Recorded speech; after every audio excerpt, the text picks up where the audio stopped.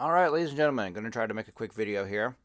So a guy in the comment section mentioned that he was getting, he's like level 52 and he's got a flurry axe and blah, blah, blah, hardcore, yada, yada, yada, right? It dawns on me that a lot of you guys are getting kind of high level. The higher level you guys get as hardcore, especially when you're around like Black Rock depths and so forth and so on, that's when things get like super deadly. And it really matters for you to not die. Now, in theory, in other words, we have to start paying more, giving more thought and attention to how we're going to survive, even if things go really, really badly for us as a paladin, right? Now, I made a video a little while ago called Using Bubble Mechanics to Save Entire Dungeon Groups in Hardcore WoW. All right, I'd highly suggest that you guys go watch that video. Look at the bottom; it's only a 6-minute video, but I'm going to add some stuff to this video rather than just trying to TLDR this thing. Maybe I will TLDR it, but let's talk about this for a sec. All right. So if I'm in Blackrock Depths, if I'm deep in Blackrock Depths, and things go south with the raid, and for some reason I haven't coordinated with the not the raid, the party, the group, the 5-man group. And I haven't really talked about to them about how we're going to use bubble mechanics if things go really badly, so that everybody can survive. Or I don't have like a close friend in the group where we can use the bubble mechanics so everybody can survive.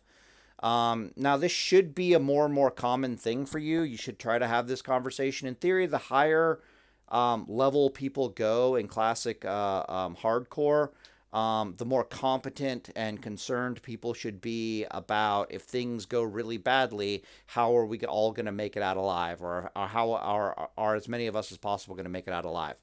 All right, so let's start with the I'm with a bunch of frickin' randos and things go south and it's just a clusterfuck, right? Um, any kind of speed enhancers will get you out of this, especially if you have engineering, right?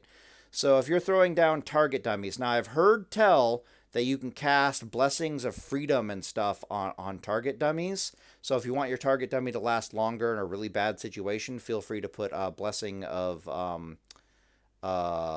protection on the target dummy.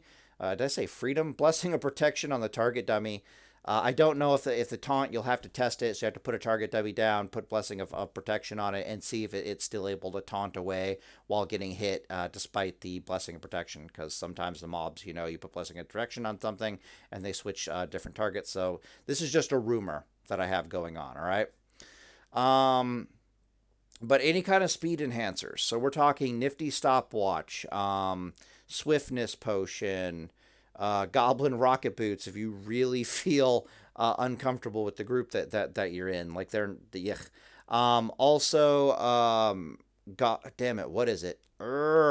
Skull of Impending Doom is a possibility, even though it will drain your health and mana. Basically, what you want to do is you just want to try to get as much distance from the mobs as you possibly can, in order to find the space to 10-second hearth out. All right.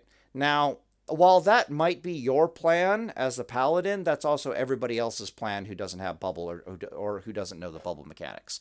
So I'm going to try to TLDR this video real fast, but you probably really should go watch it. All right. So the basic idea in this video is that you can get a ton of aggro on the mobs. Like let's say you and a warrior have coordinated in a group that if things are going to go south, you're going to use this bubble mechanic to save an entire group in a raid. All right. What this would mean is you would be healing in your in your stamina intellect gear, preferably your mail or your plate stamina intellect gear, so you are a very tanky human being. You get to act as a backup tank, basically. You want to have righteous fury on you, so that your heals cause more threat. I know that sounds insane, but just roll with me on this. When your heals are causing more threat, it becomes very easy for you, as the paladin, to gather up the mobs and start taking them. So let's assume it's you and a warrior who have coordinated that if things go really, really badly, this is the plan. This is the way. All right. So let's start off with the tank has aggro. You can bop the tank and start throwing down max right consecrations, and very quickly you will get aggro off of that warrior. This also lets the warrior run away in a straight line for a very, very long period of time. And then you, as the paladin, start dragging the mobs away in the opposite direction. So the warrior goes shooting off, running one way, and you go shooting off, running another way. You can also do it in reverse, where you start running and the warrior starts running, and then after a while you bop the warrior, so the mobs will spin around and go after the guy with the next highest threat, which is going to be you as the paladin / healer. The idea is that you want the warrior to get enough distance away that this trick is going to work. Okay, and it's going to be about 10 seconds worth of distance, right, for the mobs. So the warrior runs one way, you drag all the mobs another way. Then you bubble, and when enough distance has been made, then you bubble as the paladin, which is going to cause all the mobs to go running after that warrior. In theory, everyone else is kind of scattered at this point, right? They're running for their lives. They're finding a place to hearth. It's just you and this warrior whose lives are at risk now. You bubble, the mobs spin around, they start running after the warrior, but the warrior has enough distance that he can run away a little bit further and then start hearthing, right?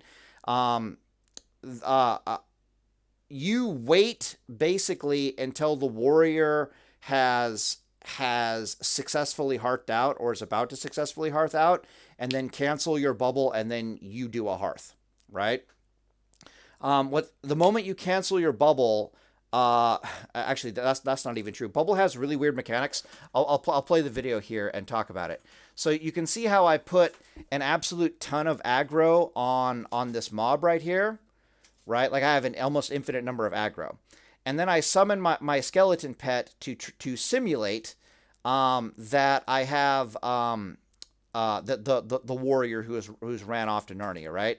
So the skeleton pet hits this mob and gets aggro. You can see I bubble, so the mob immediately switched over to the next highest aggro target. Okay, but watch what happens when I cancel bubble. So I cancel bubble, and it will keep going after the warrior, because this is how Paladin aggro mechanics, bubble mechanics work, right?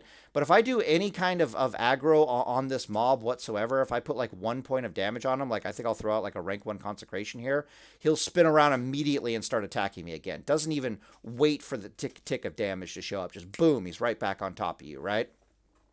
So what this means is that you can bubble as the paladin if the warrior has got enough distance from you, cancel bubble, and start hearthing immediately. You don't even have to wait for the warrior to start hearthing, because the mobs are all going to be running after the warrior.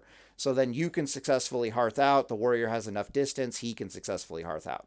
All right? This is how you use bubble mechanics to save yourself and then save entire dungeon groups in dungeons, right? But the most important thing here is you need to be a tanky boy in order to make this happen. So when you're reading those guides that tell you to go two-hander and then to have some stamina intellect gear on the side to tank dungeons, don't fucking listen to them. Make sure your stamina intellect gear is mail or plate. That way when shit goes south, I mean, you're going to have plenty of tools in the toolkit, right? You'll have grenades, you'll have bubble, could last a little bit longer, yada, yada, yada. Got plenty of tools, but you just want to be a tanky boy for this, just in case the tank is necessary. So make sure, yeah, you're wearing your damn stamina and paladin intellect gear.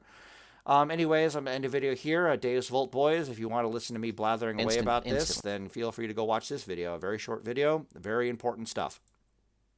Anyways, on the video here, Deus Volt.